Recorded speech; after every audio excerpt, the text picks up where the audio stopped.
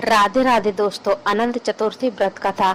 ऐसा माना जाता है कि जो यह कथा सुनता है या सुनाता है उसके सारे कष्ट दूर हो जाते हैं। पौराणिक कथा के अनुसार सुमंत नामक ऋषि की पत्नी दीक्षा ने एक पुत्री को जन्म दिया। उस पुत्री का नाम सुशीला रखा गया, लेकिन कुछ समय के बाद ही सुशीला की माता दीक्षा का देहांत हो गया और बच्ची के पालन पोषण के लिए ऋषि ने तय किया कि वे दूसरी शादी करेंगे। ऋषि ने दूसरा विवाह कर लिया, लेकिन वह महिला स्वभाव से कर्कश थी। सुशीला बड़ी हो गई और उसके पिता ने कौंडल्य नामक ऋषि के साथ उसका विवाह कर दिया। ससुराल में भी सुशीला को सुख नहीं था। कौंडल्य के घर में बहुत गरीबी थी। एक दिन सुशीला और उसके पति ने देखा कि कुछ लोग अनंत भगवान की पूजा कर रहे हैं। पूजन के बाद वे अपने हाथ पर अनंत रक्षा सूत्र बांध रहे हैं। सुशीला ने यह देखकर व्रत के महत्व पूजन के बारे में पूछा। इसके बाद सुशीला ने भी व्रत करना शुरू किया।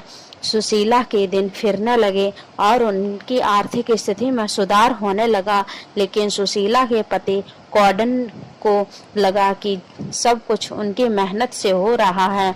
एक बार अनंत चतुर्थी के दिन जब सुशीला अनंत पूजा कर घर लौटी, तब उसने हाथ में रक्षा सूत्र बांध देखकर उसके पति ने इस बारे में पूछा। सुशीला ने विस्तार पूर्वक व्रत के बारे में बताया और कहा कि हमारे जीवन में कुछ भी सुधार हो रहा है। वह अनंत चतुर्थी व्रत का ही नतीजा है। कौंडल्य ऋषि ने कहा कि यह सब मेरी मेहनत से हुआ है और तुम इसका पूरा श्रेय भगवान विष्णु को देना चाहती हो। ऐसा कहकर उसने सुशीला के हाथ में बंधा उतरवाया।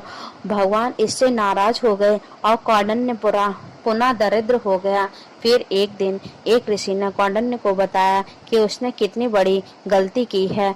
भगवान से उसने उपाय पूछा। ऋषि ने बताया कि लगातार 14 वर्षों तक यह व्रत करने के बाद ही भगवान विष्णु तुम पर प्रसन्न होंगे।